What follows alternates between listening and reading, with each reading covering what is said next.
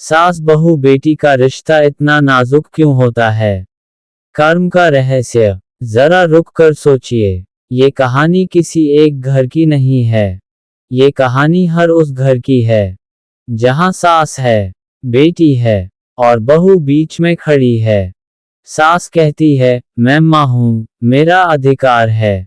बेटी कहती है, मैं अपनी हूं, मुझे सब पता होना चाहिए। और बहू चुप रहकर सब सहती रहती है।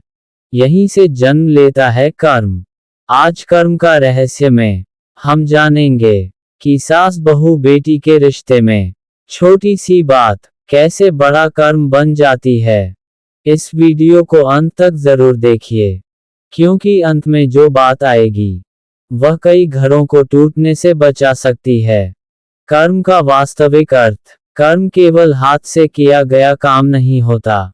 कर्म होता है आपकी सोच, आपके शब्द और आपकी चुप्पी।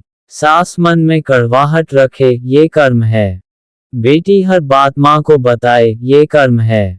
बहू गलत देखकर भी चुप रहे, ये भी कर्म है। भगवान सब कुछ देखते हैं, पर हर कर्म का फल तुरंत नहीं देते। सास बहू बेटी में कर्म कैसे बनता है? जब बहू ससुराल की छोटी छोटी बातें मायके में बताने लगती है, तब अनजाने में रिश्तों में जहर घुलने लगता है। जब बेटी माँ के कान में हर बात डालती है, तो सास का मन कठोर हो जाता है।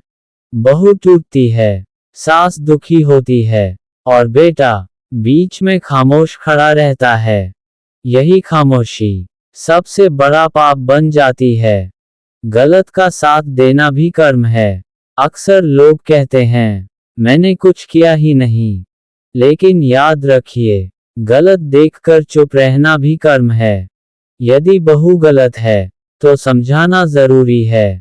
यदि सास गलत है तो सच बोलने का साहस होना चाहिए। श्री कृष्ण कहते हैं, अधर्म के समय मौन रहना भी अधर्म है। कर्म सुधारने के सरल उपाय। कर्म सुधारने के लिए कोई बड़ा अनुष्ठान नहीं चाहिए। बस 3 बातें अपनाएं। पहली, घर की बात घर में रखें। दूसरी, माँ और बेटी का रिश्ता मधुर हो, पर बहू को चोट पहुंचाने वाला ना हो। तीसरी, बहू यह समझे कि 2 घरों को जोड़ना सबसे बड़ा पुण्य है। याद रखिए, घर टूटते हैं लाठी से नहीं, जुबान से। घर जलते हैं आग से नहीं, छोटी छोटी बातों से। आज आप जो बोल रहे हैं, जो सह रहे हैं या जो चुपचाप देख रहे हैं, वही आपका कर्म बन रहा है।